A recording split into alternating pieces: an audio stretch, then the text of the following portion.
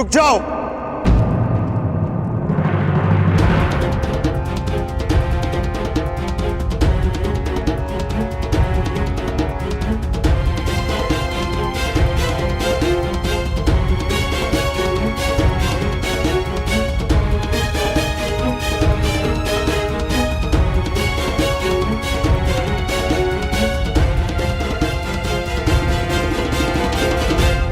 अंगराज, अंग हस्तिनापुर के अधीन है और हस्तिनापुर के युवराज होने के नाते मैं आपको आदेश देता हूं कि आप बाण नहीं चलाएंगे।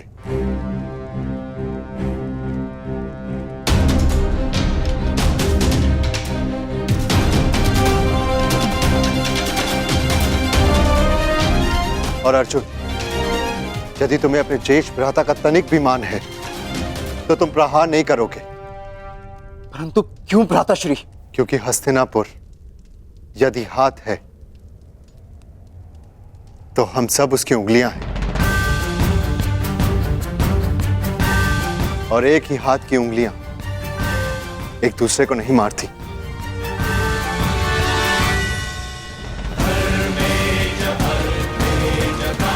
क्योंकि एक ही तनुर के बाण एक दूसरे को नहीं काटते। दुर्योधन ने उचित किया या अनुचित, ये एक पारिवारिक प्रकरण है। इसका निर्णय हस्तिनापुर में लिया जाएगा, यहां नहीं।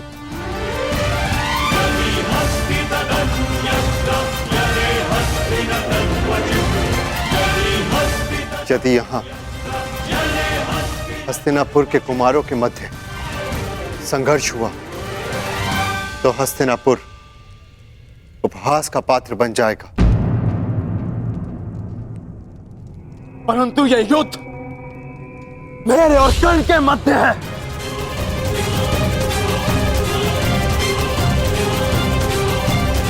बाण नीचे करो अर्जुन।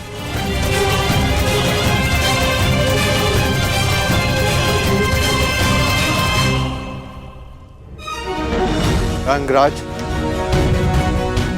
इस समय अनुज दुर्योधन के प्रतिनिधि हैं।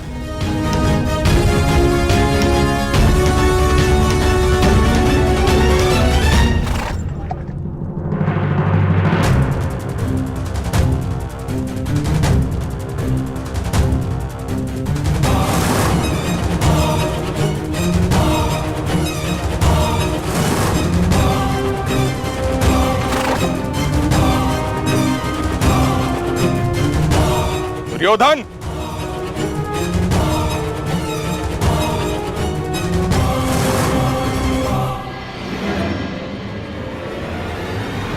मेरे मार्ग में मत आइए मद्र नरेश। मेरा परामर्श है आप सही मार्ग पर वापस आ जाएं।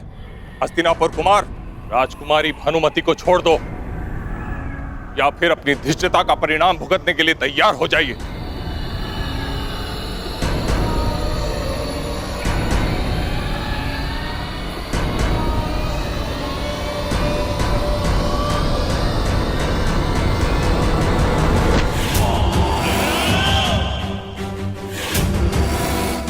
परिणाम की चिंता व्यापारी करते हैं, दुर्योधन केवल युद्ध करता है। तो फिर किससे युद्ध करना चाहते हो? चुन लो।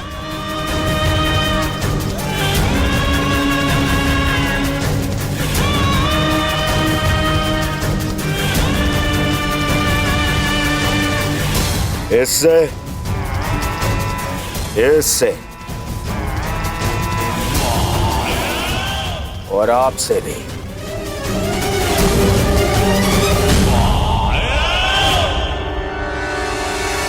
युवराज युधिष्ठिर, यदि कोई और दिन होता तो आपके इस तर्क की काट अवश्य प्रस्तुत करता, परंतु आज मेरे मित्र को मेरी सहायता की आवश्यकता है।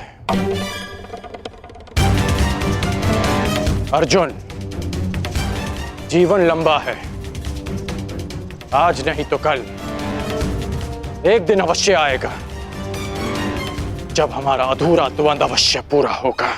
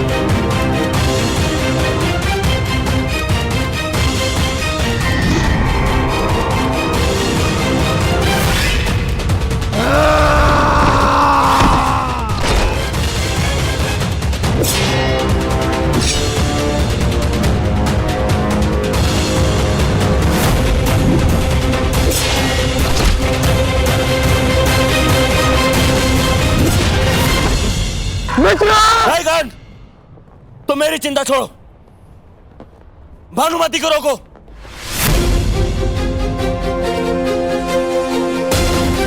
कौन? रोको उन्हें।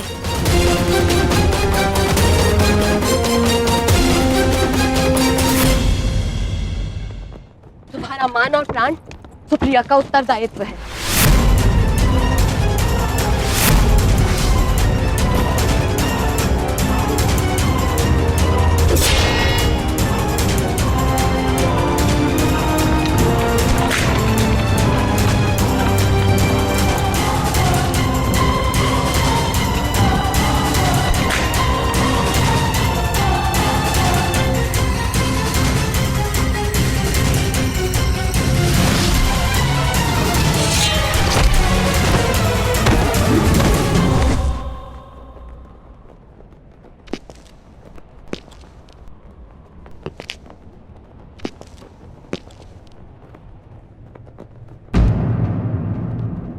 क्या हुआ दुर्योधन? बहुत बड़ी बड़ी बातें कर रहे थे और अपनी सहायता के लिए एक सूत पुत्र को बुला रहे। एक समय वो था जब गंगा पुत्र देवव्रत ने अकेले 3 काशी कन्याओं का हरण किया था, और आज 3 पीढ़ी पश्चात परिस्थिति ये है कि हस्तिनापुर के महाराज कुमार अपनी सहायता के लिए एक सूत पुत्र को बुला रहे हैं। मद्र नरेश! अरे दुर्योधन, क्या हुआ? क्रोध आ गया? आक्रमण करोगे तो करो, मैं प्रस्तुत हूं। सावधान!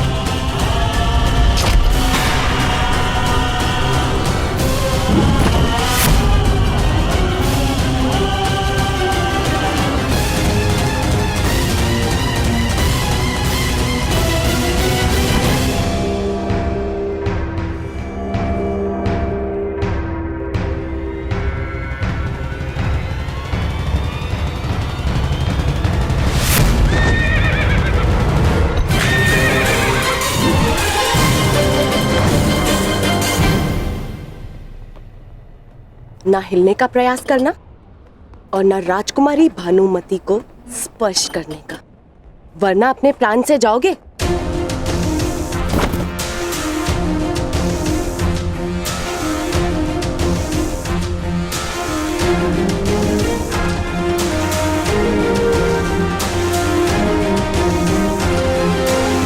तो तुम द्वंद्व करना चाहती हो तो आओ, आगे बढ़ो।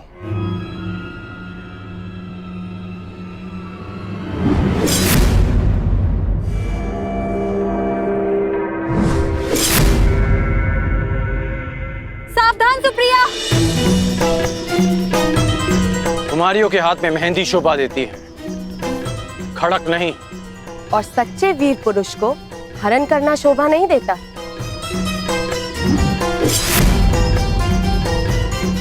जितनी तीव्रता तुम्हारी जीभ में है, उतनी तीव्रता तुम्हारे प्रहार में नहीं कुमारी।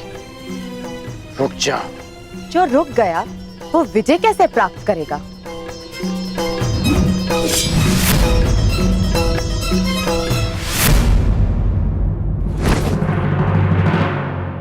शत्रु का क्रोध शल्य के जीवन का अमृत है।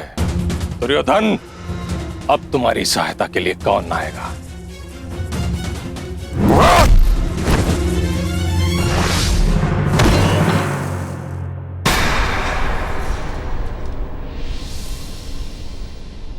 बस हुआ, खेल समाप्त।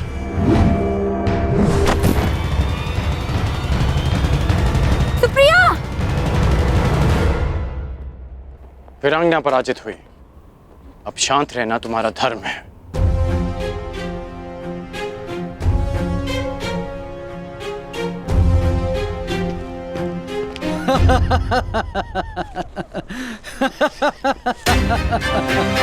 बस करो हस्तिनापुर युवराज, क्यों कौरव वंश को लज्जा रहे हो?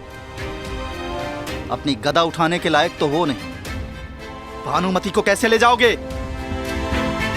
हम सबका अपमान करने वाले, देखते हैं अपना मान कैसे बचा पाओगे।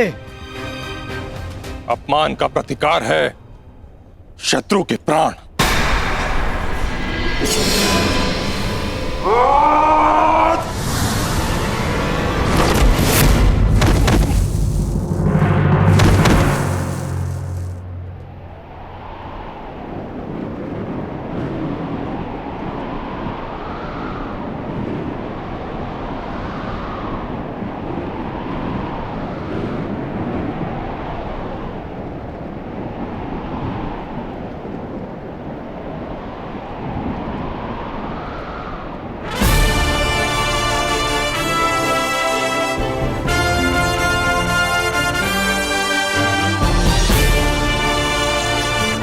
कर्ण, और मित्रता का केवल एक प्रमाण होता है, समर्पण।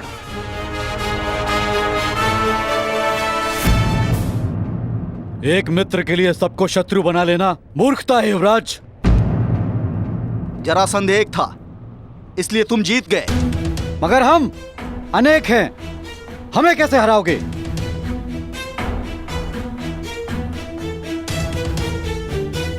राधे का केवल एक लक्ष्य है, परिवर्तन।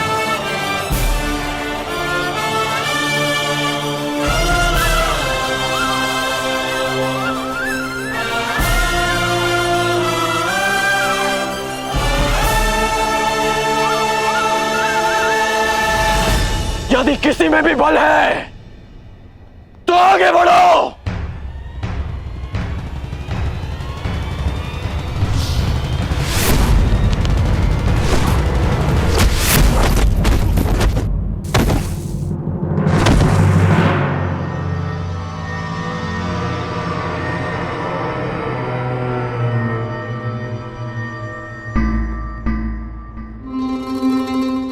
आनंद आएगा। स्वयंवर में विजय प्राप्त करने से अधिक तुम्हें पराजित करने में आएगा कर्ण। सुना है अंगराज में बहुत क्रोध है और शल्य को क्रोध का प्रतिकार करने में सबसे अधिक आनंद आता है।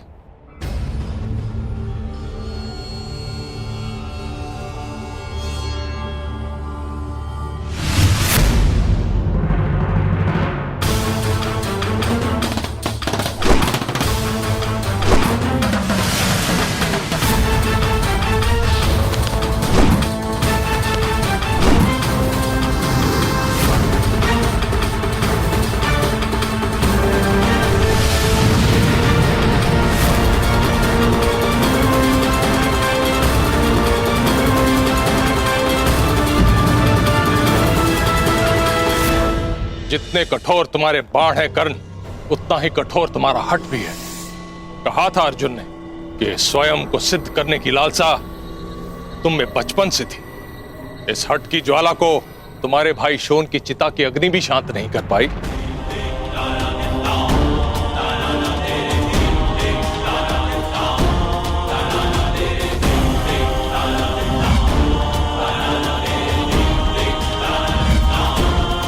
क्रोध आ रहा है कर्ण।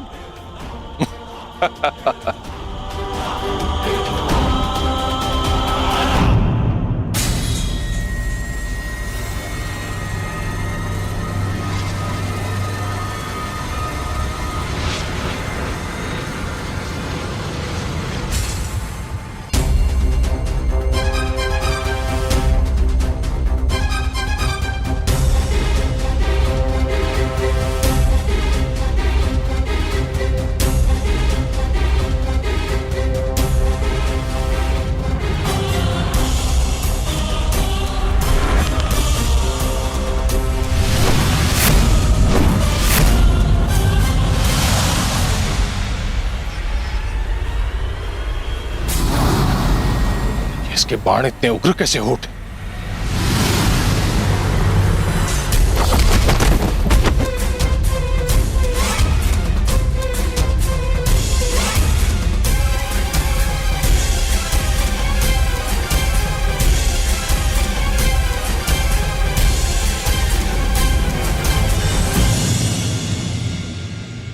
तुम्हारे क्रोध से मुझे शक्ति मिलनी चाहिए थी, फिर ऐसा क्यों नहीं हुआ? क्योंकि भले ही शत्रु द्वारा किया गया क्रोध आपका सबसे बड़ा शस्त्र है, परंतु शत्रु द्वारा उत्पन्न किया गया क्रोध कर्ण का सबसे प्रबल अस्त्र है। सूर्य और दीपक में जो अंतर है वही अंतर कर्ण और अन्य योद्धाओं में है।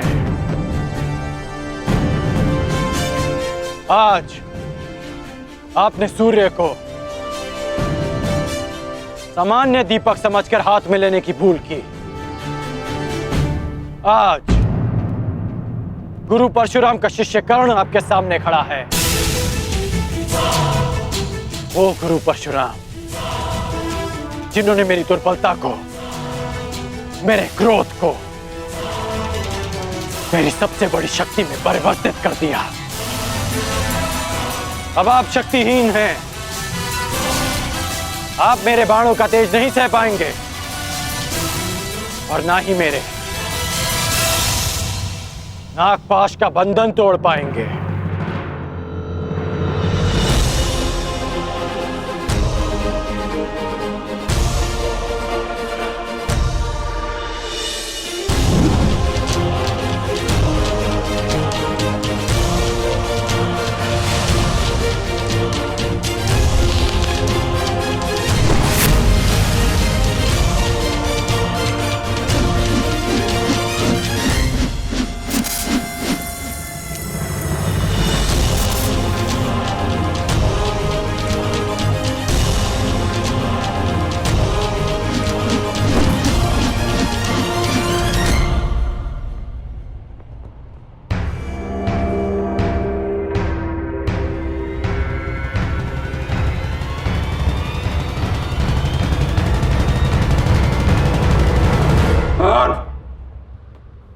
मुझे बंधन में मत बांधो कर्ण, हमारा वध कर दो, नहीं तो शल्य को कभी शांति नहीं मिलेगी।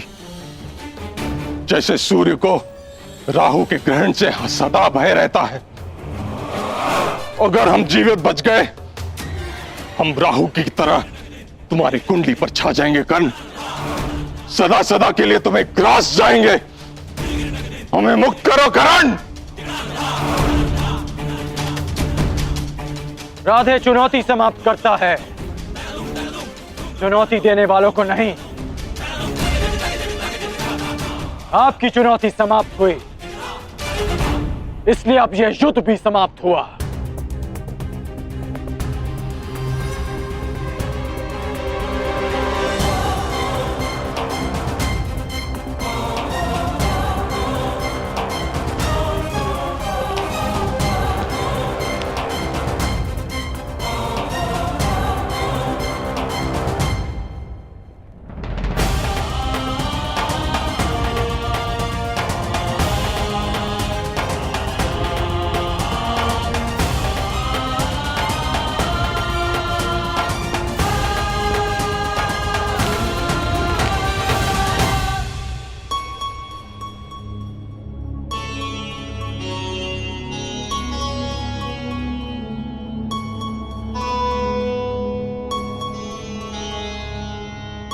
सखी, मैं तुम्हें छोड़कर कहीं नहीं जाऊंगी।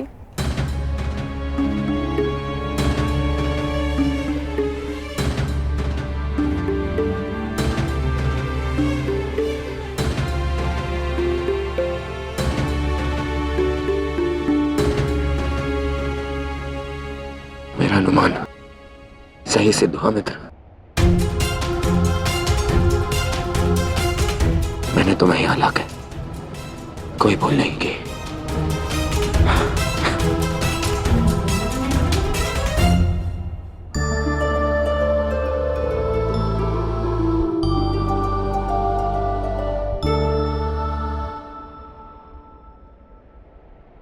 चंद्रमा की ओर देख के समय व्यर्थ मत करो कर्ण।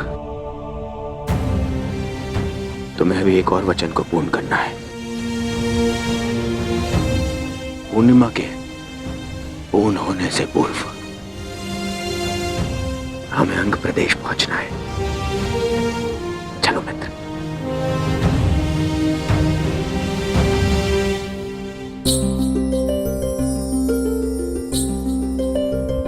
हर दिन कुछ बढ़कर मुझे सताने का प्रयास ना करो चंद्रदेव। तुम्हारे पूर्ण होने से पूर्व ही मेरा कर्ण अपना वचन पूर्ण करेगा। मेरे जीवन का सूर्य मेरा कर्ण मेरे समक्ष प्रस्तुत होगा।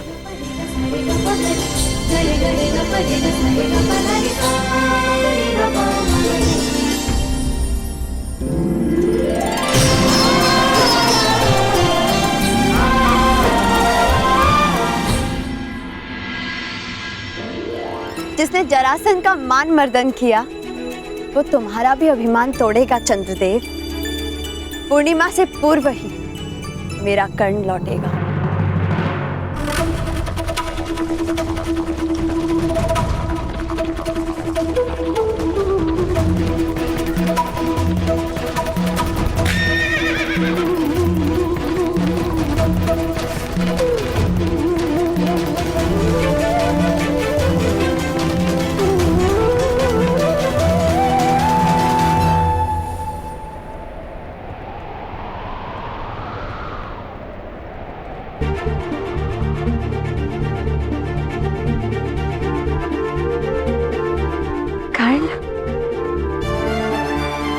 तुमने अपना वचन पूर्ण किया कर्ण।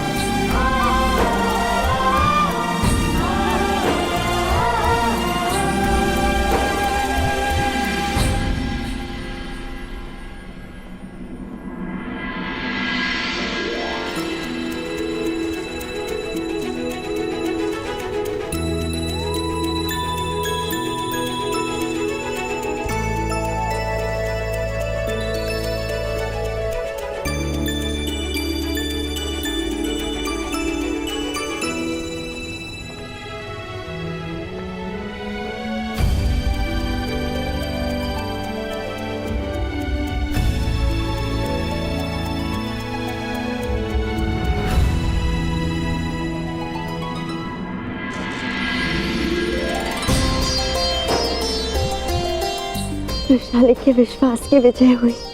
इस विश्वास ने कर्ण को अपना कर्तव्य पूर्ण करने की शक्ति दी। वृषाली,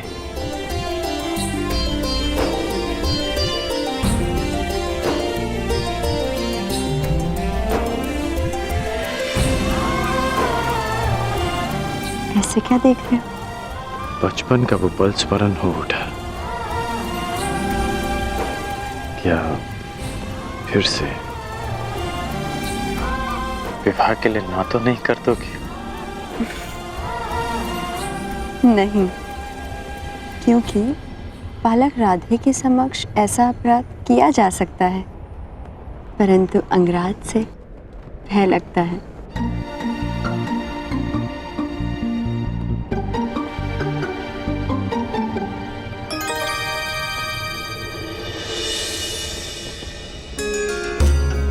प्रणिपात कुमार।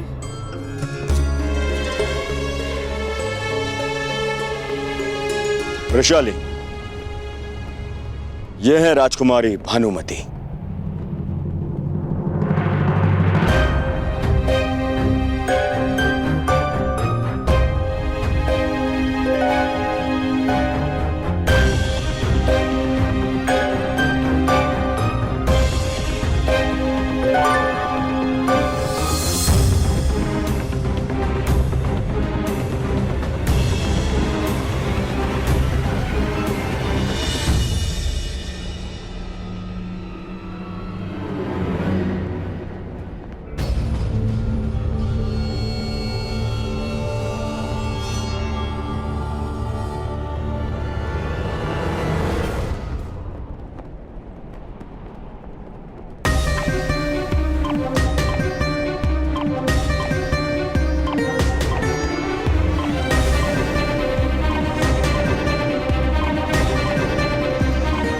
क्या हुआ?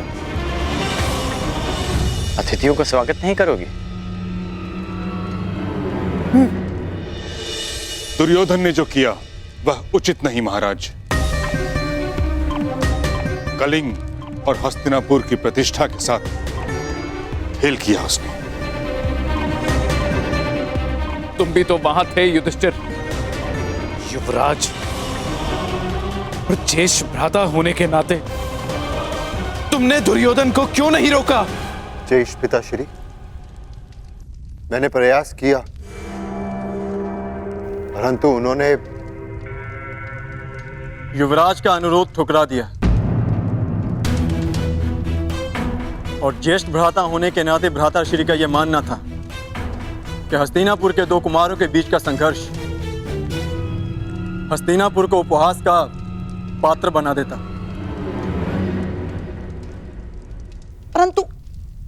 परंतु मुझे ये समझ नहीं आता कि ये विवाद हो क्यों रहा है।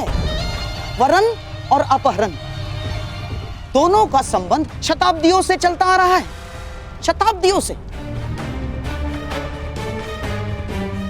और कई सारे उदाहरण भी हैं जहां वीरों ने कन्याओं का अपहरण करके और विवाह भी किया। स्वयंवर में हरण होते हैं, किंतु वह तभी मान्य होते हैं जब कन्या की सहमति हो।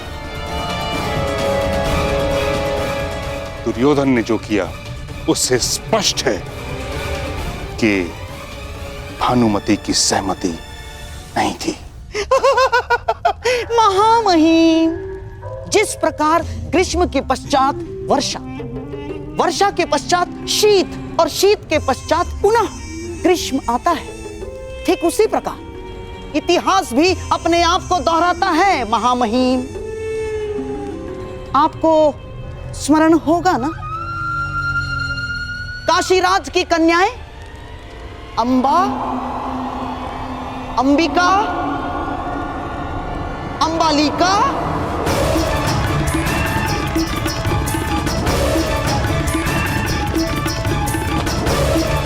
बस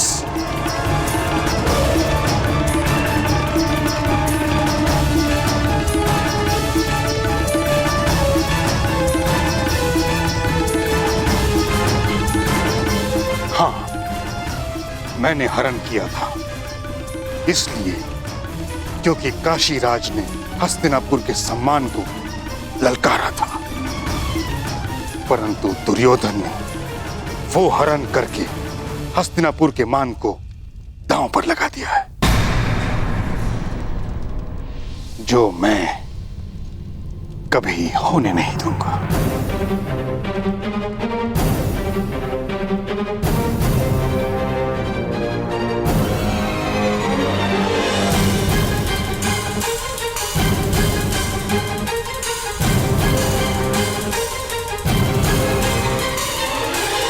अब आप ही सुझाव दीजिए ताचरी कि इस विषय में किया क्या जाए। ये समय विचार और सुझाव का नहीं महाराज, प्रतिक्रिया का है। दुर्योधन और कर्ण कलिंग से निकल चुके हैं, अर्थात वो दोनों अंग प्रदेश की ओर जा रहे हैं। मैं शीघ्र ही अंग प्रदेश की ओर प्रस्थान करना चाहता हूं। प्रयास ये है कि कलिंग कुमारी को सकुशल कलिंग लौटा दिया जाए।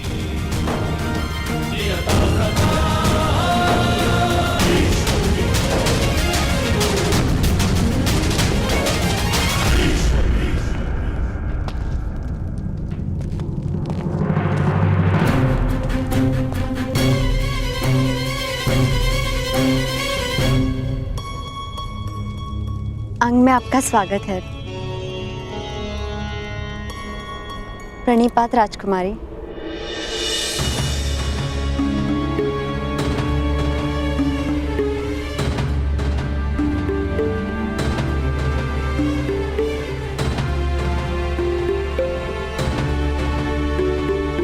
पधारिए। पधारिए पधारिए।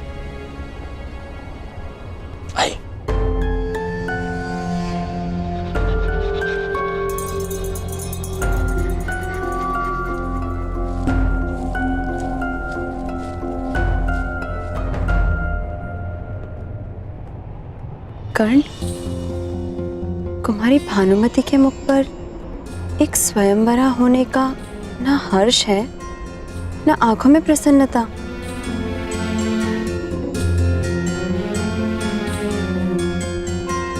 क्योंकि वो स्वयंवरा नहीं है रुशाली। कुमार दुर्योधन उन्हें स्वयंवर से हरण कर लाए हैं। और तुमने इस कार्य में उनका साथ दिया? कर्ण, तुम मेरी चिंता छोड़ो, भानुमति को रोको। कर्ण, रोको उन्हें।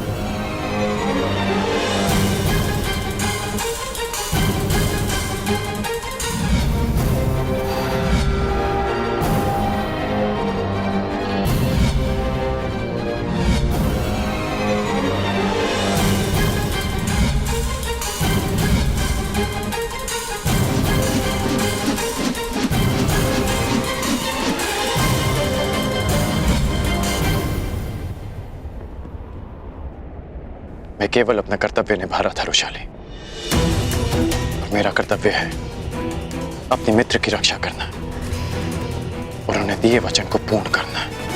और वो दूसरी कन्या? वो कुमारी भानुमति की सखी हैं। उसने उन्हें रोकने का प्रयास किया, विवश होकर उन्हें भी साथ लाना पड़ा। कर्ण, स्त्री की हाय में बहुत बल होता है। यदि कुमारी का भविष्य बिगड़ा तो विशाल, कुमार दुर्योधन का उद्देश्य है कुमारी भानुमति से विवाह करना, जो वो अवश्य करेंगे। ठीक है, इतनी लंबी यात्रा से आए हैं, मैं इन्हें भोजन करा देती हूँ। स्त्री हूँ, इसीलिए कदाचित अपने मन की बात मुझे बता सके।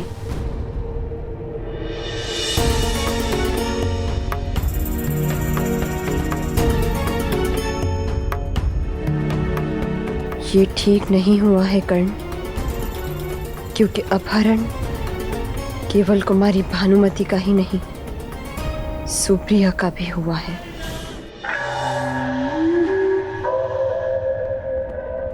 अंग प्रदेश जाने की जितनी शीघ्रता आपको है, उससे कई अधिक शीघ्रता शकुनी को है, गंगा पुत्र शकुनी को।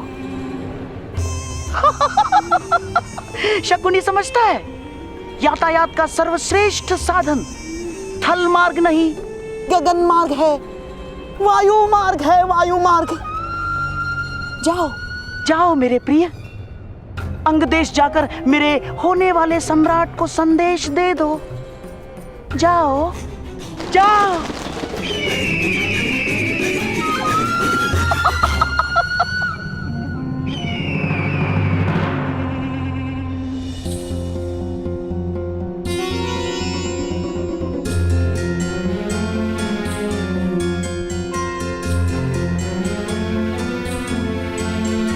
सखी, तुम क्या करोगी सुप्रिया?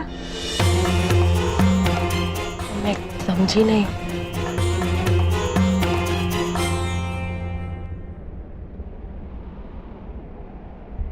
बनो मत, तुम भली भांति जानती हो मैं क्या पूछ रही हूँ। हरण तुम्हारा भी हुआ है, कलिंग तुम भी नहीं लौट सकती, और एक अपहरिता को कोई पुरुष नहीं अपनाएगा। मेरी चिंता मत करो सखी,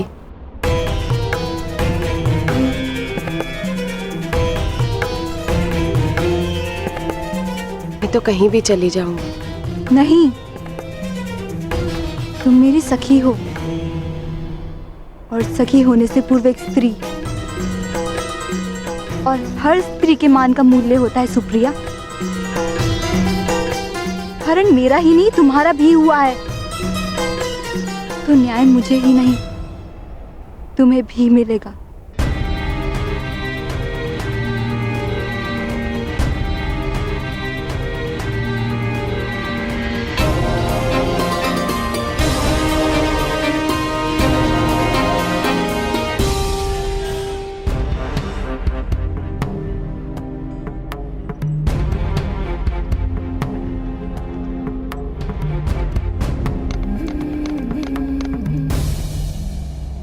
सब शुभ हो रहा है वैशाली। देखो कौन आया है।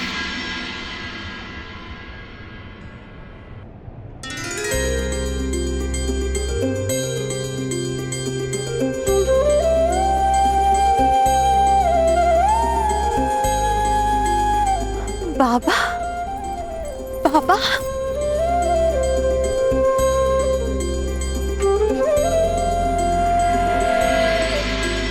अपनी पुत्री पर विश्वास करके भी उसे नाप ना पाना, ये मेरे आत्मविश्वास का खोट था। इसीलिए मैं लौटकर आया हूं। जब तक मनुष्य निर्धन नहीं होता, उसे मुद्रा का मोल समझ नहीं आता। जब तुमने भुगत ग्राम छोड़ा तो तुम्हारा मोल समझ में आया वैशाली।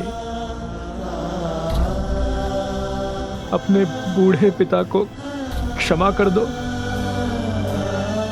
तेरा कन्यादान कर सकने का अधिकार मुझे दान में दे दे पुत्री।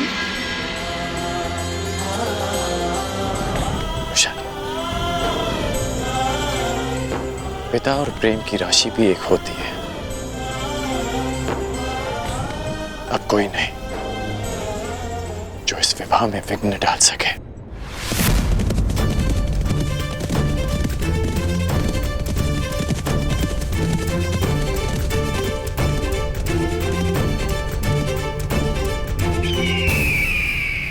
ये तो मामाश्री का पालतू पक्षी है।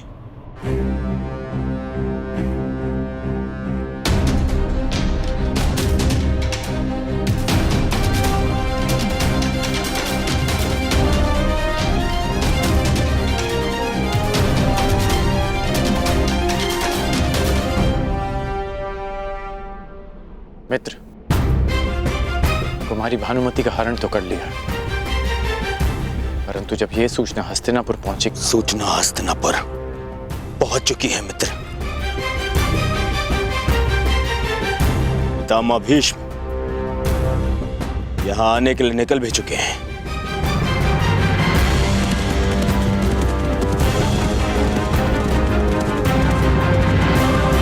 मुझे अभी और इसी क्षण भानुमति से विवाह करना है, और वो भी यहीं अंग में।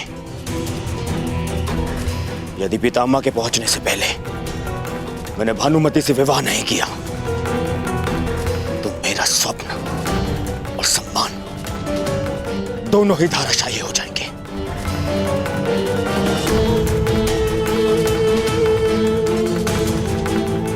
परंतु मित्र, तुम्हारी भानुमति, क्या वो इस विवाह के लिए अपनी स्वीकृति देंगी?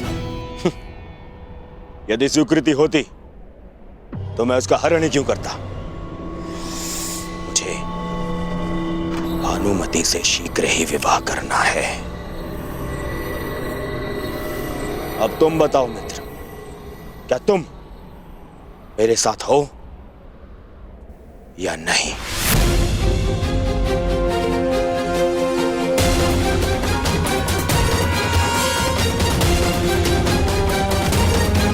मित्रगण,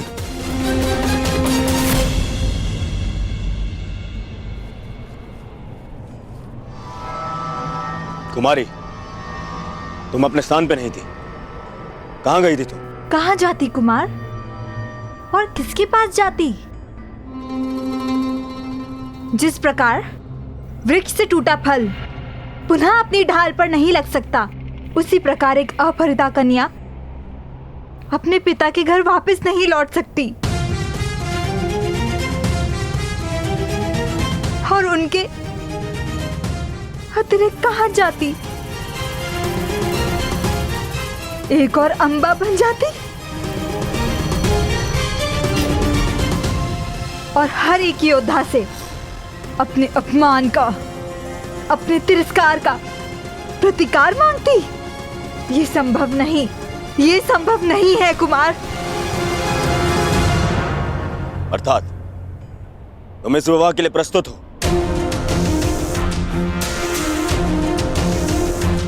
तो ठीक, हम विवाह यहीं करेंगे। क्यों? यहाँ क्यों? हस्तिनापुर में क्यों नहीं? क्योंकि भीष्म पितामह यहाँ आ रहे हैं। वो तुम्हें फिर से कलंक छोड़ाएंगे। और यदि ऐसा हुआ तो और आपका अभिमान खंड खंड हो जाएगा।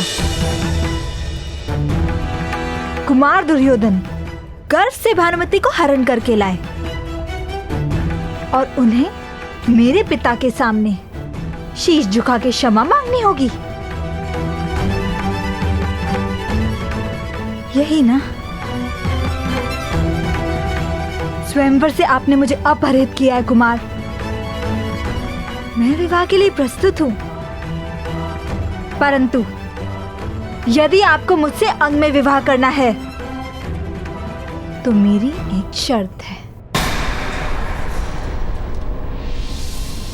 और आप पर एक बंधन। ऐसा बंधन? अपहरण एक का नहीं, 2 कन्याओं का हुआ है, तो विवाह भी 2 कन्याओं का ही होगा। मेरा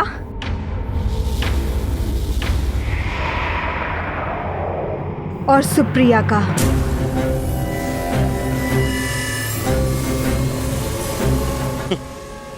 क्या प्रयोजन है तुम्हारा भानुमति? क्या मुझे सुप्रिया से भी विवाह करना होगा? हाँ? आपको नहीं, आपने केवल मेरा हरण किया है। सुप्रिया से विवाह उसे करना होगा जिसने हरण में सहायता की है।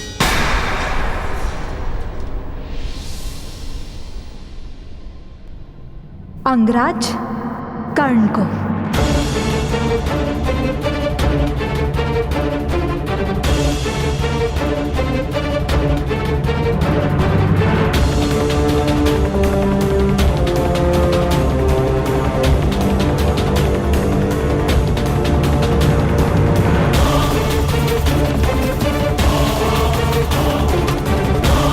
कर्ण को? कहिए कुमार, क्या ये बंधन स्वीकार है? बस कुमारी, जो दुर्योधन बलपूर्वक तुम्हारा हरण कर सकता है, वो दुर्योधन बलपूर्वक तुमसे विवाह भी कर सकता है, बिना किसी अनुबंध को माने। यदि आप ऐसा सोचते हैं तो एक पग आगे बढ़ाइए कुमार।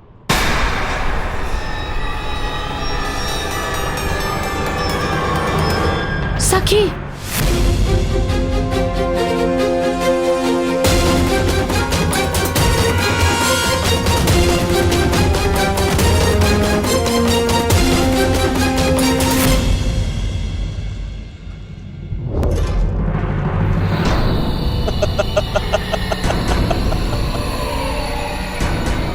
कुमारी, क्या आप हम पर प्रहार करेंगे?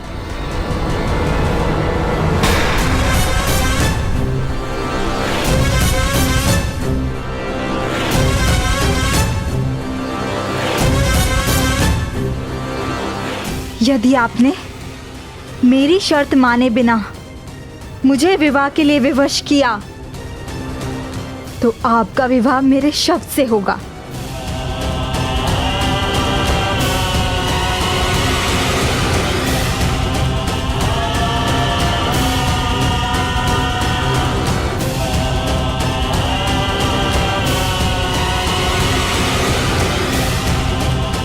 बोलिए, स्वीकार है?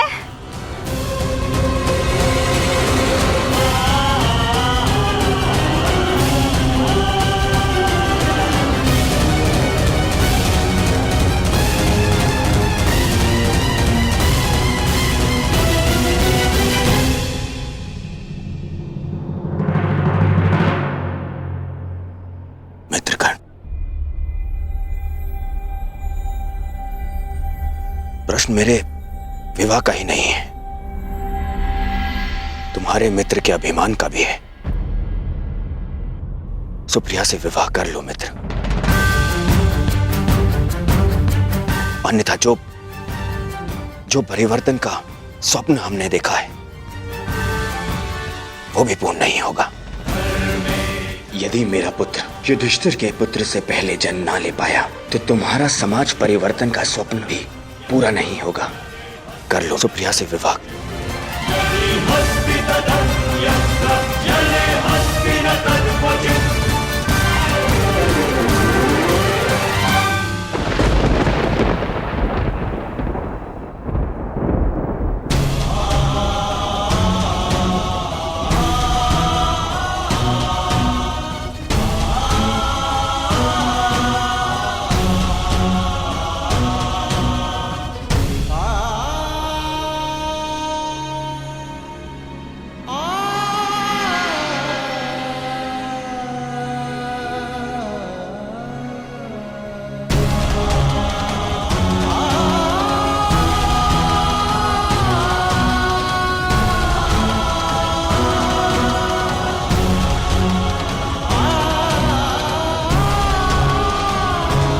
नहीं सके, कटार हटाओ। नहीं सुप्रिया, अब तो मेरा विवाह इसी शर्त पे होगा, जब अंगराज तुमसे विवाह करेंगे।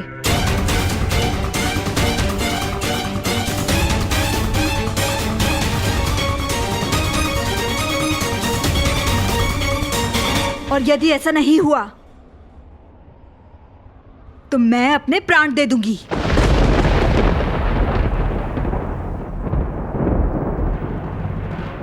फिर सारे संसार को ज्ञात हो जाएगा कि किस प्रकार हस्तिनापुर के महाराजा कुमार ने अपने मित्र कर्ण के साथ मिलकर दोनों कन्याओं के साथ अन्याय किया।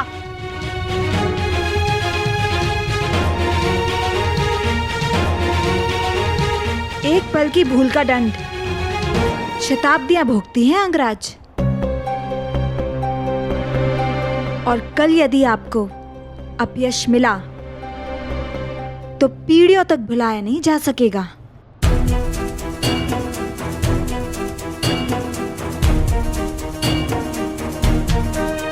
कहिए कुमार दुर्योधन, क्या आपको यह शर्त स्वीकार है?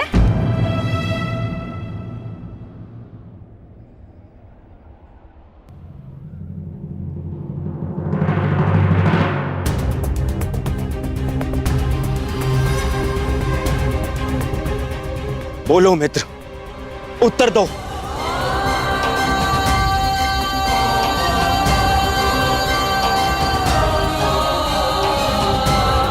यदि तुमने सुप्रिया से विवाह नहीं किया तो सारे संसार में अपयश फैल जाएगा कि हम दोनों अन्यायी हैं। वो कर्ण जो सदैव न्याय के लिए लड़ता रहा, उसे लोग अन्यायी कहेंगे।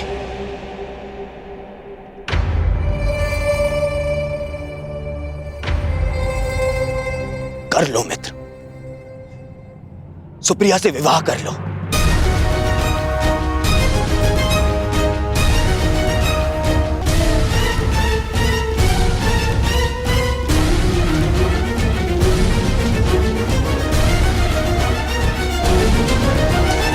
नहीं मित्र,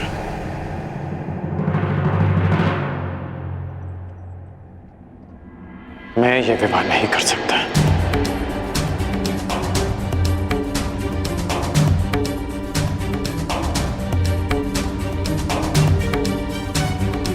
तुम मेरे मित्र हो, प्राण भी मांगोगे तो हंसते हंसते दे दूंगा,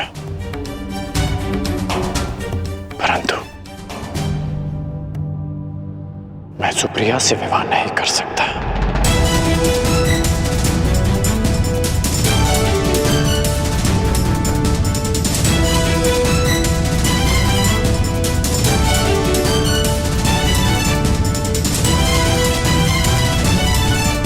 मित्र,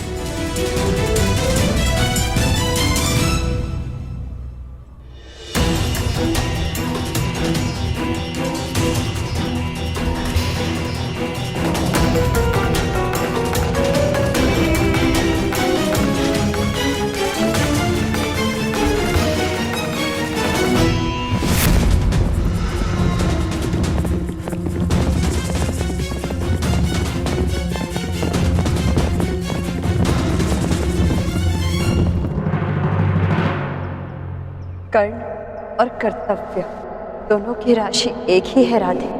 जिसके साथ जीवन के मार्ग पर चलना है उसके कर्तव्य के मार्ग पर बाधा नहीं बनेगी वृषा।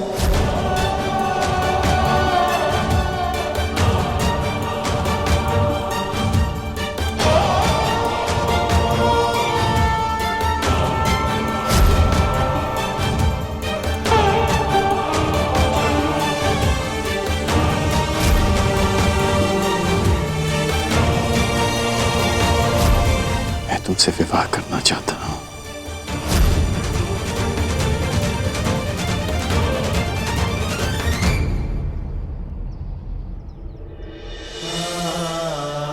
पहली बात, वो मेरा घर नहीं हमारा घर होगा और खिड़की से ऐसा दृश्य होगा जहां से सूर्य भी दिखे और चंद्रमा भी।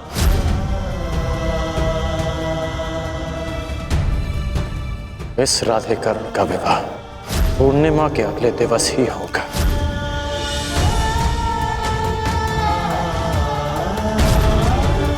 इन पुष्पों का एक गुण नहीं होगा हमारे प्रेम, ये हमारा प्रेम कभी मुरझाएगा नहीं। जब भी वृषाली को देखता हूं तो अनुभव होता है कि हाँ, मुझे उसके लिए संघर्ष करना है। हरण तुम्हारा भी हुआ है और एक अपहरिता को कोई पुरुष नहीं अपनाएगा। सुप्रिया से विवाह उसे करना होगा जिसने हरण में सहायता की है, अंगराज कर्ण को। एक पल की भूल का दंड शताब्दियां भुगती हैं अंगराज। कल यदि आपको अपयश मिला तो पीढ़ियों तक भुलाया नहीं जा सकेगा। यदि तुमने सुप्रिया से विवाह नहीं किया तो हम दोनों का वो परिवर्तन का स्वप्न अधूरा रह जाएगा मित्र।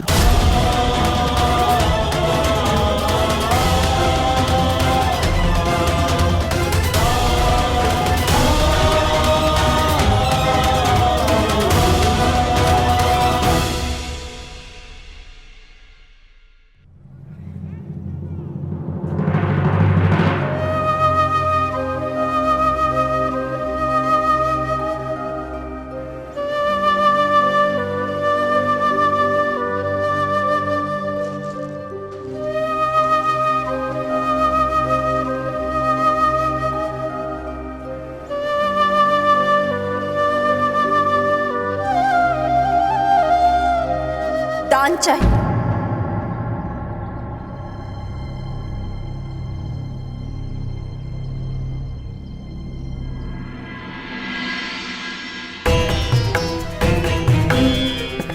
दान चाहिए अंगराज कर्ण।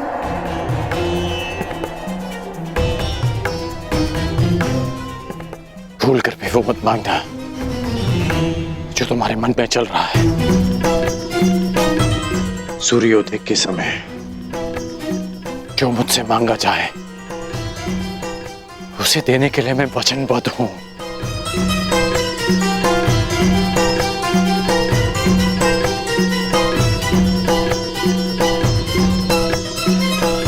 भूल गए कर्ण, कर्तव्य और कर्ण की राशि एक ही है।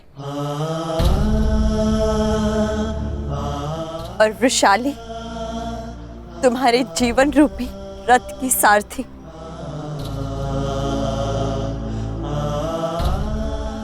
मैं कैसे तुम्हें अपने लक्ष्य से भटकने दे सकती हूँ?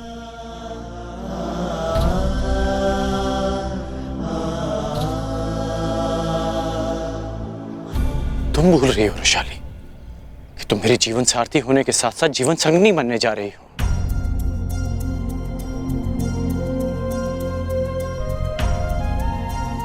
यदि कर्ण धनुष है तो वृषाली उसकी प्रत्यंचा, और प्रत्यंचा के बिना धनुष का क्या काम?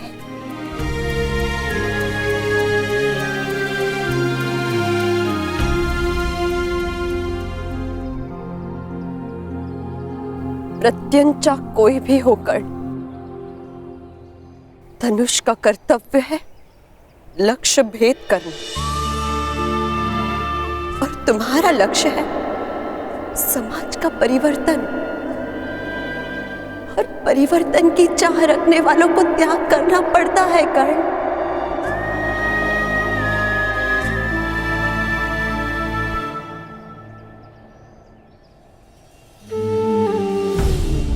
जानते हो कर्ण, वृक्ष की पूजा क्यों की जाती है? क्योंकि वो अपना सबसे प्रिय फल संसार के लिए त्याग देता है। प्यासों की प्यास बुझाने के लिए नदी को अपना उद्गम त्यागना होता है। खारे सागर को गले लगाना पड़ता है। यदि अपने जन्म के स्थान पर कर्म को मान्यता दिलवानी है तो तुम्हें अपने कर्म से सिद्ध करना होगा कर्ण। सुप्रिया को न्याय देना होगा।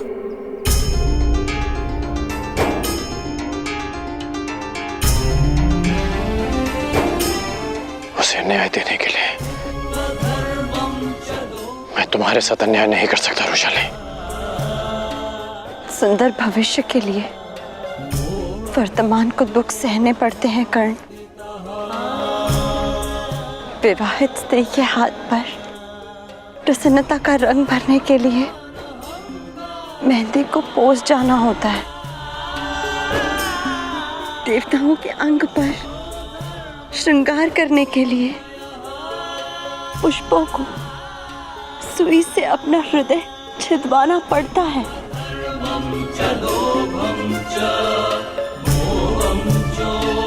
परिवर्तन का ये स्वप्न मैंने तुम्हारे साथ मिलकर देखा है।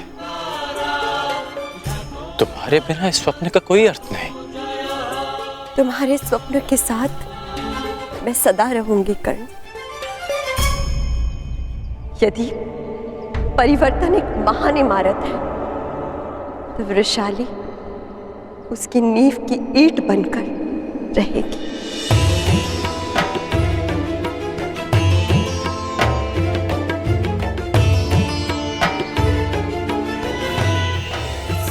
अर्थात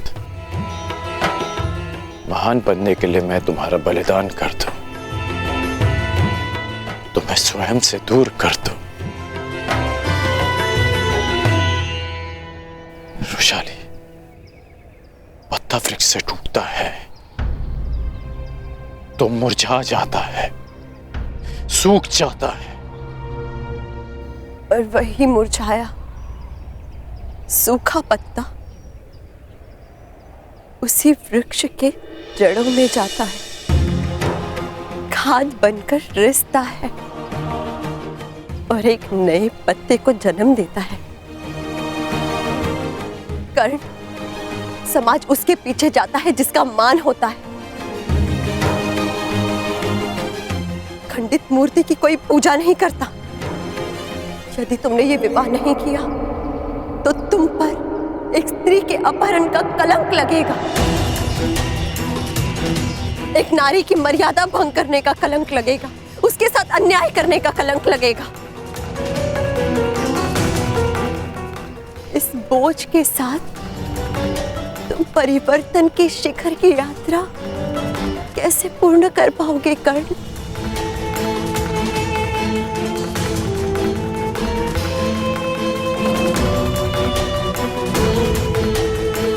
तुम जीवन भर महामहिम भीष्म के विरुद्ध खड़े रहे, उनकी अनीति अन्याय की आलोचना करते रहे, परंतु आज तुम वही करने जा रहे हो कर्ण जो महामहिम भीष्म ने अम्बा के साथ किया।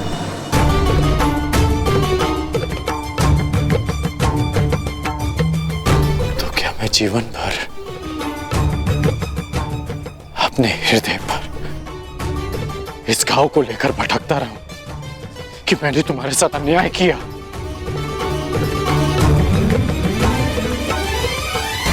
कर्ण, समाज के लिए अनाज उपजाने वाले किसानों को अपने हाथ पर छाले लेने पड़ते हैं।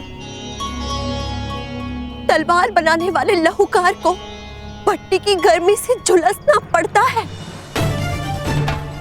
महादेव बनने के लिए, संसार को अमृत चखाने के लिए स्वयं हलाहल विष पीना पड़ता है।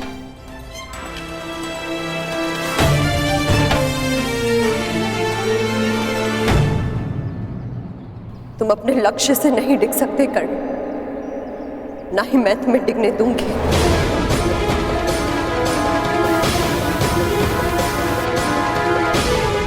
तुम दान देने के लिए वचनबद्ध हो कर्ण।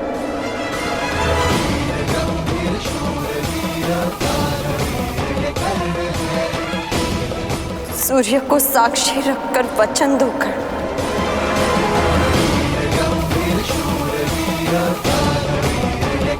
कि तुम सुप्रिया से विवाह करोगे।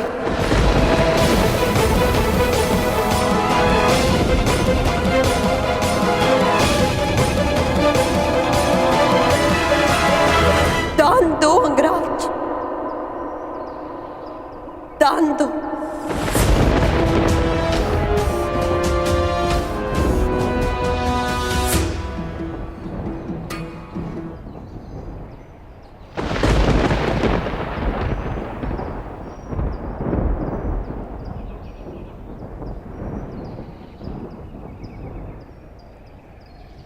कितना विचित्र है रुशाली कि जिस गुरु ने मुझे शस्त्र दान दिया, उसने मुझे शाप भी दिया। जिस रुशाली को कर्ण ने अपना सब कुछ माना, उसने आज उससे सब कुछ मांग लिया।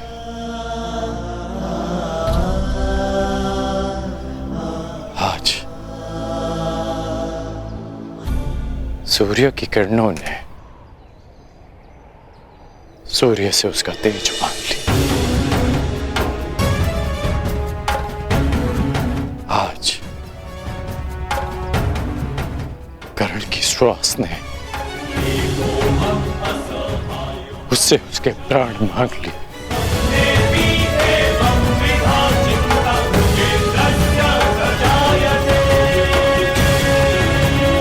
वचन देता हूं कि मैं ये दान दूंगा, इसलिए नहीं कि मुझे परिवर्तन लाना है, परंतु इसलिए कि मैं अपना वचन नहीं तोड़ सकता।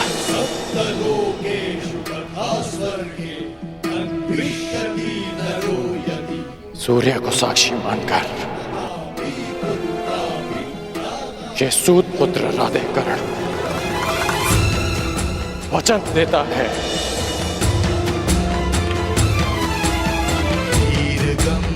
कि मैं सुप्रिया से विवाह करूंगा। गंभीर शूरवीर दानवीर ये कर्ण है, जो भी घोर रणनीति में सारे